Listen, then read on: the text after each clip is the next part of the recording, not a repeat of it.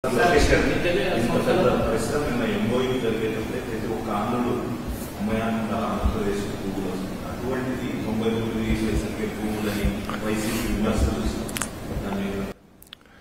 మీరు అది వైకాపాని ప్రశ్నించాలి, నన్ను అడిగితే నేను సమాధానం అడిగి చెప్పగలుగుతా కదా.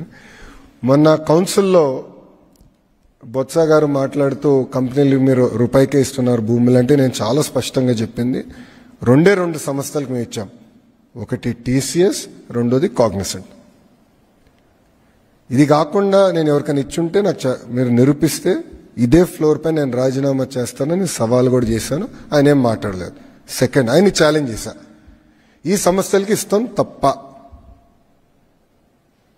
మీరు చెప్పండి అంటే ఆయన ఏం మాట్లాడలేదు. ఆయనకి తెలిసి ఇది మంచి నిర్ణయం అని ఏం మాట్లాడలేదు. వీడియో కూడా ఉంది, it's on record.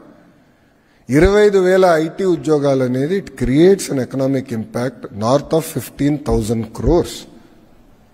15,000 crores economic impact was 25,000 jobs. So it matters, everything adds up. So ఒక పక్కన టీసీఎస్, కాగ్నిసెంట్, యాక్సెంచర్ ఇట్లా అనేక కంపెనీలు తీసుకొస్తున్నాం, జీసీసీలు తీసుకొస్తున్నాం, ఇంకో సైడ్ డేటా సెంటర్స్ తీసుకొస్తున్నాం. We're building the entire ecosystem. It is not about one company, one investment. మీరు దయచేసి గమనించండి, మొత్తం ఎకో సిస్టమ్ బిల్డప్ చేస్తున్నాం.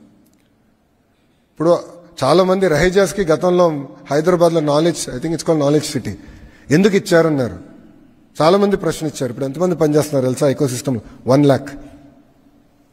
lakh IT people are working. ఆనాడు క్రిటిక్స్ మాట ఎన్నుంటే 1,00,000 మందికి ఉద్యోగాలు వచ్చేది కాదు స్వామి ఈరోజు. So it takes a certain amount of vision. అది గౌరవ ముఖ్యమంత్రి చంద్రబాబు నాయుడు గారికి ఆ విజన్ ఉంది కనుక మేము పనిచేయగలుగుతున్నాం.